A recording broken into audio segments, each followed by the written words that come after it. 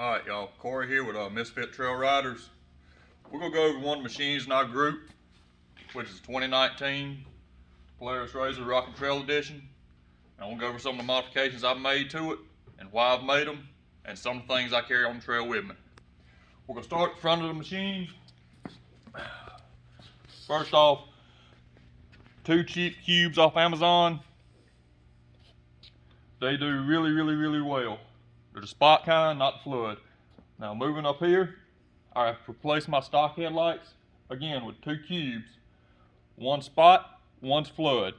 And when you do turn on the high beams, both of them come on together, which is really nice. Moving on down to my A-arms. I have Trail Armor A-arm guards, which is 3/8 UHMW, which I really like because we like to do a lot of black diamonds, and anytime you can eliminate metal to rock contact, that's a win in my book. Now there again, moving under the fender well, I've installed Thunderhawk Performance guards right here, and the reason being I've seen a bunch of pictures on the internet of sticks coming through the plastic into the cab. And I really don't want that. That's worst case scenario, but that's why I got them, just to eliminate the worst case scenario. Moving on up. This thing comes with low clearance, well, how you say it? It comes with low profile fenders on it. I had to replace them with just a regular razor fender to get the rock blocks to fit. The reason I've done that, the low profile fenders were great as far as visibility, but I didn't stop nothing as far as mud, rocks, everything would come and hit pretty much right here and right here, and that isn't good for driver or passenger. Moving on up, I put seismic mirrors on it, really like them, lifetime warranty, no questions asked. They fit really nicely on the cage, don't move, I like them. I also got a little GoPro mount on the cage so we can get footage off of y'all. Light bar. And now moving on, it has a CageWorks cage on it. Weld together kit. I gotta say this, the kit was put together really nicely as far as being able to assemble it. Everything was marked T1 to T2, T3, and so on and so forth. Everything was laid out and marked really well and went together really easy. Now the roof, I did not order from CageWorks. That's just a piece of 16 gauge carbon. I rolled at the shop and had powder coated black. And there again, I did not order the roof mount tabs from CageWorks. Made myself, just weld them in. Wasn't nothing to it really. Moving on to the interior. Got door bags with little knee guards on them, knee cushions, whatever you want to call them. Driver and passenger. Driver's side door carry machete just for, we got a couple low hanging sticks or something, or a little bit of tree in the trail. Instead of us running over it, just cut it out of the way, be done with it. On the passenger side, I do carry a spare belt. Got it zip tied up to the door mount, to the door frame, because everybody knows razors will blow a belt in the worst case. Alright. Now down here in the floorboard, the brake pedal, I installed a spring brake thingy, which you probably cannot see too good, but it's there.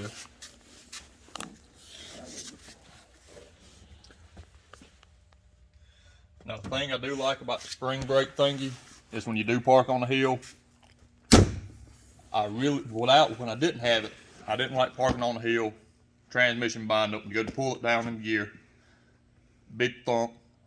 And I figured that was unnecessary where it didn't need it.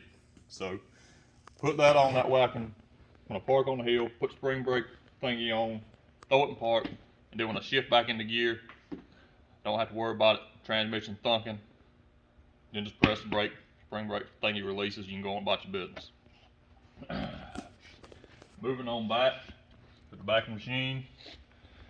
I got a high lift jack, and yes, the foot is missing from it, but it's in my tool bag. I got 2 cubes on either side of my cage at the rear. And the reason being, that way you can illuminate the bed at night. If you need to back down on something, you can flip the lights on at the back, not to worry about hitting nothing. Also, have an S&B particle separator. And the reason being, there again, the conditions we ride in at Hatfield McCoys. We usually hit one or two conditions. It's either really, really muddy or really, really dusty. We've never had it in between. Also mounted cage, got the fire extinguisher, and that's, hopefully it's never ever needed.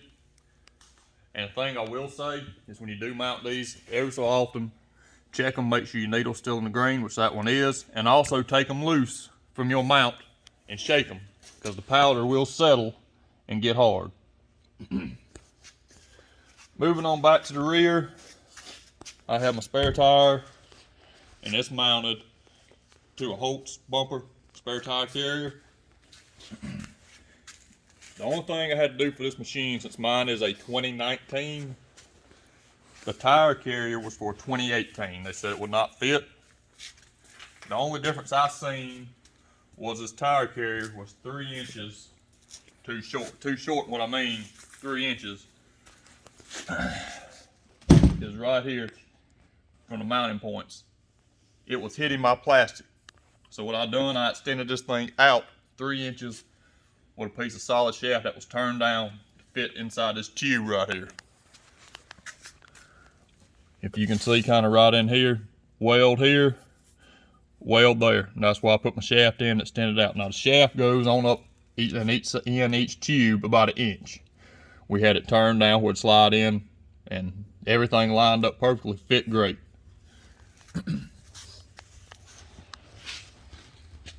Now, we're gonna go over what I carry on the trail with me, and everybody's tool kit, turnout kit, whatever you want to call it, is different than everybody else's. This is just what I carry.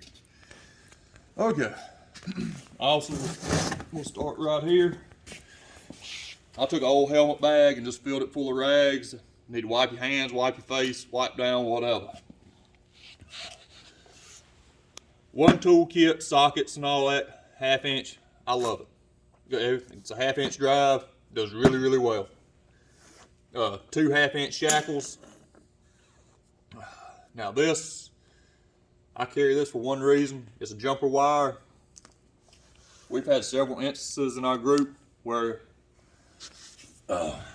brake switch up here would fail as far as you suppose master brakes to crank these things. Well, sensor went bad and we could not get it to turn over. Well, what we done, we took a jumper wire with the key on, we jumped it out at the starter solenoid and got this thing to crank. Well, not this thing, but another machine to crank. And that was one of the ways we got around a no-start situation, because it's no fun being towed 10, 15 miles out of the mountains because your machine is in a no-start situation. Now, back to what we had. Oh, I got valve stems right here. The thing I like about these is you not have to break down the tire. What they do, you slide them in, after your stem's ripped out, you simply slide them in and tighten them up with a 7/16 wrench. The way they're done, they're kind of like a concrete wedge anchor. And they just slip up and tighten inside themselves and seal. 4-way lug wrench. Obviously, you go change the tire on the trail. Got to have some way to get it off. This is the most compact way I found. Tire pressure gauge. Snap block for recovery. Hopefully, we've never had to use it, but I got it just in case we need to double the winch's pulling capacity, or redirect the cable to get the machine to do what we want it to do. Rain gear, and I use frog coils just because you can mash them down, they take up no room. Another little hatchet, soft shackle, shovel, foot in the high lift, and plug kit. Now, we'll go over our little tool pouch right here, which I really like. Everything's rolled up nice, neat, compact. There again, you can roll it out, more tools, and pretty much whatever you want. I got everything I need to change a belt in here and do minor service work on the trail as far as bolt comes out or whatever, I can dang near get this thing back in action, short of a break an axle or something like that, grenade or front diff. Now what I do recommend is when you do work on your side-by-side starting off or whatever, work out of your trail tool bag. That way you see exactly what you need to do any type of repairs you run across on the trail. And I also recommend carrying spare fasteners, fuses, stuff like that, which we do. And they're all in here. Now, moving on over, I carry a set of tire spoons with me, simply because we got a lot of guys that don't run bead locks. And we've had a few instances where they have clipped a tree, or there's been a down tree in the trail, they packed bark between the rim and the tire. We've had to break the tire down on the side of the trail, clean it out, clean the bark out, and get the seal back. Various zip ties, different sizes. That way if we do clip something, plastic swapping, you can always zip tie it back up. Tree strap, well, just a regular rigging strap, where we can rig to a tree or whatever and hook our winch to. That way we're not hooking the winch cable, choking it back to itself.